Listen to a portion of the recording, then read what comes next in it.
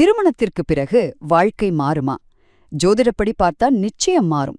So அந்த வெற்றிக்கான ஜோதிட ரகசியங்கள் என்னன்னு வேகமா பார்க்கலாம் வாங்க.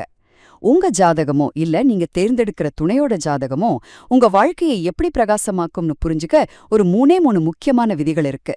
முதல்ல, உங்க சொந்த ஜாதகத்திலேயே வெற்றிக்கான சாவி இருக்கலாம். எப்படின்னா, உங்க ஜாதகத்துல குடும்பத்தையும் பணத்தையும் குறிக்கிற 2ஆம் வீட்டு அதிபதியோ இல்ல திருமண வாழ்க்கையை குறிக்கிற 7ஆம் வீட்டு அதிபதியோ ரொம்ப வலுவா, அதாவது ஆட்சியா உச்சமா இருந்தா கல்யாணத்துக்கு அப்புறம் உங்க பணநிலையில ஒரு பெரிய முன்னேற்றம் இருக்கும்.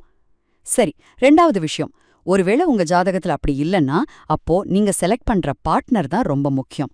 உங்க லக்னாதிபதிய வலுப்படுத்துற ஒருத்தரை கல்யாணம் பண்றது பெஸ்ட்.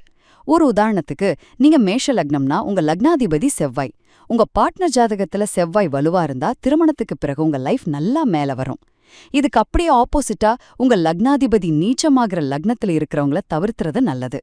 கடைசியா, ஆண்களுக்கு சுக்கிரனும் பெண்களுக்கு செவ்வாயும் ரொம்ப ரொம்ப முக்கியம். ஒரு ஆண் ஜாதகத்துல சுக்கிரன் வலுவா இருந்தா கல்யாணத்துக்கு பிறகு வீடு, வண்டி, சொகுசு வாழ்க்கைன்னு அமையும். அதே மாதிரி ஒரு பெண் ஜாதகத்துல செவ்வாய் வலுவா இருந்தா திறமையான, சுறுசுறுப்பான கணவர் கிடைப்பார். அவர் மூலமா வாழ்க்கை நல்ல டெவலப் ஆகும். சோ சுருக்கமா சொல்லணும்னா, உங்க ஜாதக பலமும் நீங்க தேர்ந்தெடுக்கிற துணையோட கிரக அமைப்பும் கரெக்டா சேர்ந்தா திருமணத்துக்கு பிறகான வெற்றி நிச்சயம்.